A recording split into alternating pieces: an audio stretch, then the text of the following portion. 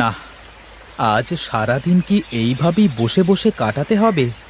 একটা লোকও তো দেখতে পাচ্ছি না। ওই তো, ওই যে একজন আসছে। যাক, এবার বুঝি বউনি হবে। ও মাঝি, ওপারে যাবে? হ্যাঁ হ্যাঁ, ওপারেই তো যাব।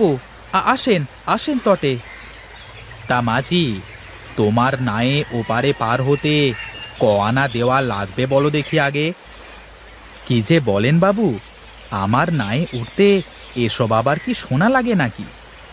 আসলে আমি এ গায়ে নতুন তো, তাই একবার শুনে নেওয়া ভালো।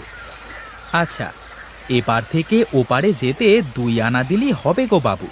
আসুন, নায়ে উঠে আসুন। চুপটি করে বসেন বাবু, আমি ওপারে নিয়ে যাচ্ছি। তা মাঝি, এই স্রোতে তোমার নৌকা বইতে ভয় করে না?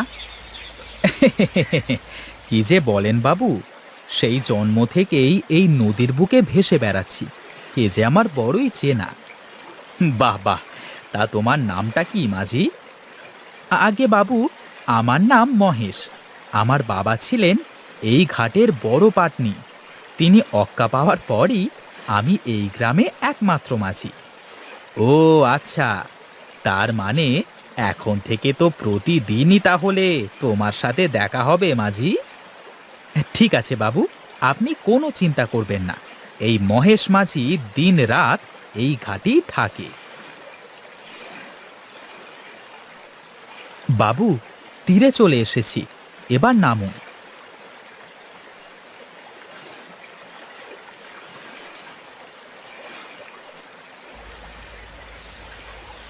ও মাঝি, যাবে নাকি ওপারে? যাব বই কি, যাওয়ার জন্যই তো বসে আছি। আমার কাছে কিন্তু কোনো টাকা নেই মাঝি। আমাকে কি ফ্রিতে পার করে দিতে পারবে তুমি? আমি তো পয়সা ছাড়া কাউকে পার করি না গো মেয়ে। তবে যদি পয়সা না থাকে আর পার হওয়াটা বিশেষ প্রয়োজন হয়, তাহলে অবশ্যই পার করি। আসলে ওপারে আমার নানি বাড়ি। আমার নানি বুড়ি মানুষ, সে অসুস্থ, তাই তাকে দেখতে যাব। ও আচ্ছা, ঠিক আছে, তাহলে নাই উঠে বসো গো মেয়ে। সাবধানে যাবে মাঝি, আমার আবার নৌকায় খুব ভয়। কি যে বলো মেয়ে, এই মহেশ মাঝি নৌকায় উঠে তাও আবার ভয়? আচ্ছা মাঝি, এই নায় তোমার কখনো ভয় করে না? না গো মেয়ে, এই নদীর পানি, স্রোত আর আমার গানের সুর যে এক সুরে বয়ে চলে গো মেয়ে। তো তুমি বুঝি গানও করতে পারো মাঝি? এই একলা ছন্ন ছাড়া জীবনে এই নাও, নদীর পানি আর এই গান নিয়েই তো বেঁচে আছি গো মেয়ে। তুমি বোধহয় খুব একা, তাই না মাঝি? তোমার কি কেউ নেই? আমার কথা ছাড়ো মেয়ে, কুলে চলে এসেছি, এবার নেমে পড়ো। আচ্ছা মাঝি, আমি আবার একটু পরেই ফিরে আসবো কিন্তু। চিন্তে করো না গো মেয়ে, আমি এখানেই থাকবো। ওরে নীল দরিয়া, আমায় দে রে দে ছাড়িয়া,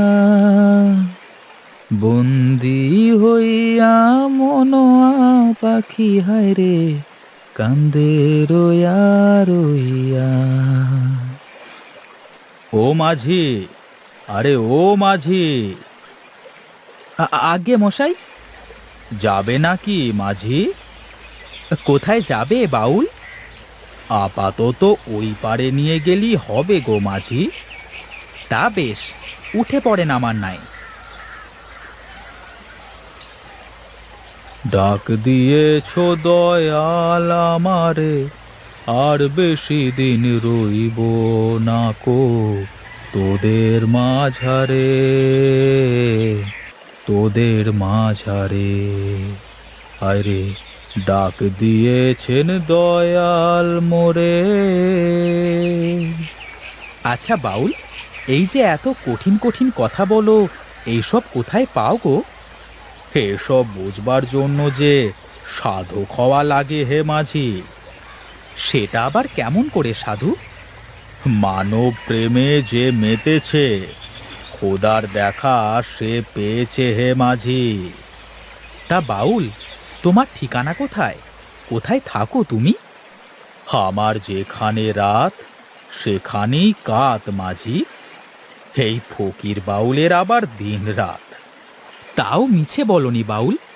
আমি যেমন আমার এই নাওয়েতেই ঝড় বৃষ্টি রোদ সব পার করে দিতে পারি। এই তো এই পারে চলে এসেছি মাঝি। আমি এখন চলি তাহলে। এই নাও তোমার পয়সা।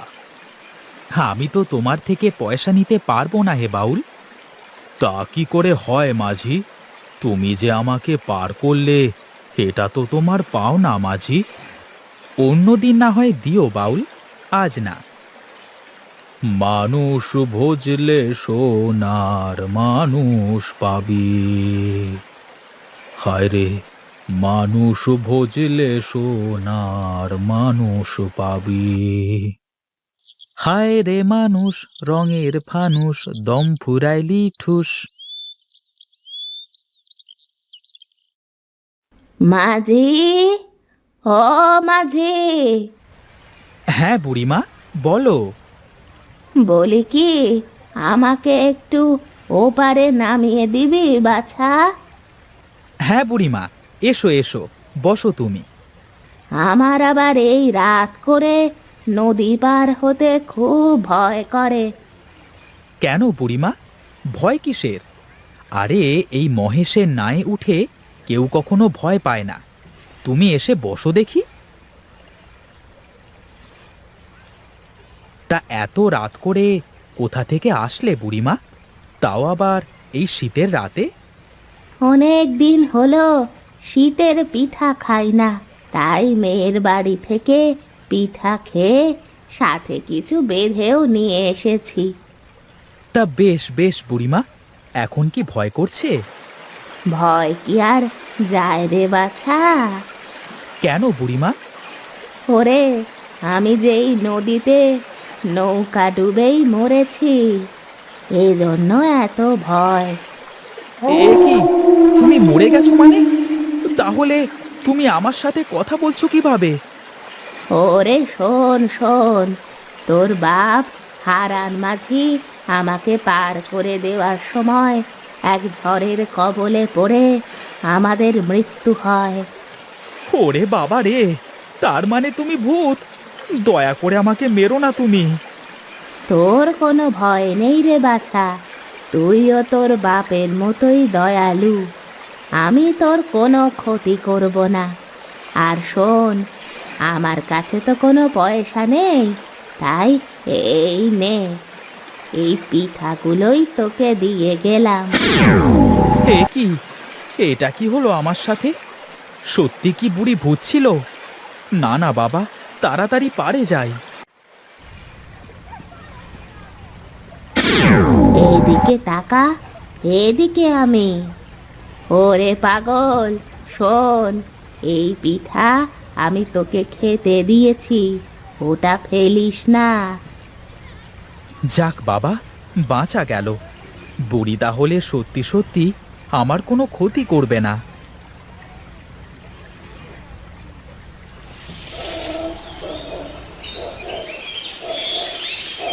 আজ এত বেলা হয়ে গেল, কিন্তু কাউকেই তো আসতে দেখছি না।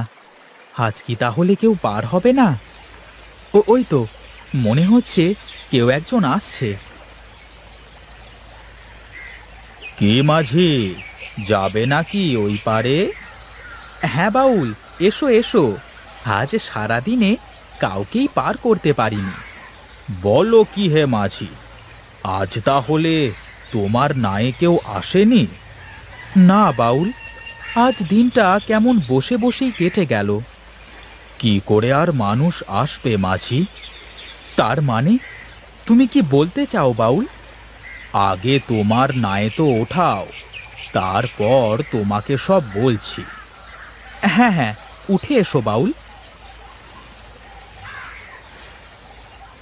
কাল রাতে তোমার নাওয়ে এক বুড়ি এসেছিল মাঝি।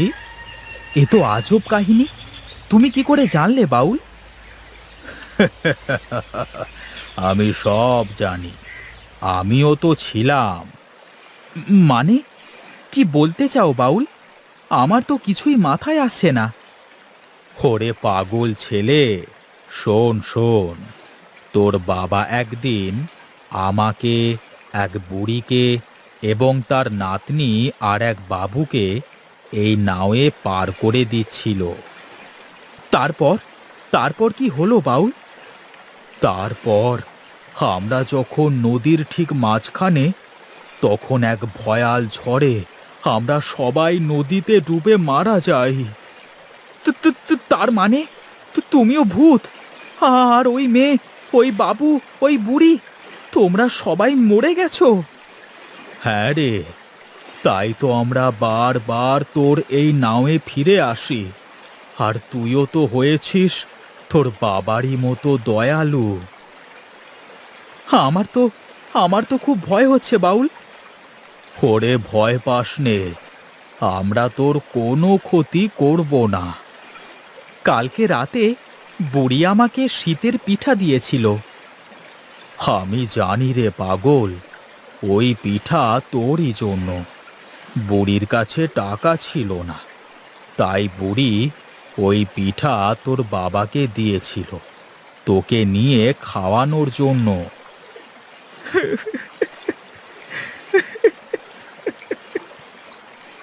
ওরে পাগল ছেলে, কাঁদিস নে, তোর যে কান্না করা মানায় না। আমার আমার বাবার কথা খুব মনে পড়ে বাউল। ওরে শোন শোন, তুই খুব ভালো ছেলে, তোর কোনো ক্ষতি হবে না। শোন, একটা কথা মনে রাখবি, পর উপকারী মানুষের কখনো ক্ষতি হতে পারে না। ভালো থাকিস তুই, আমি চললাম। ও আমার মালিক, তুমি সব ভালো জানো, আমাকে তুমি রক্ষা করো মালিক, আমাকে তুমি রক্ষা করো।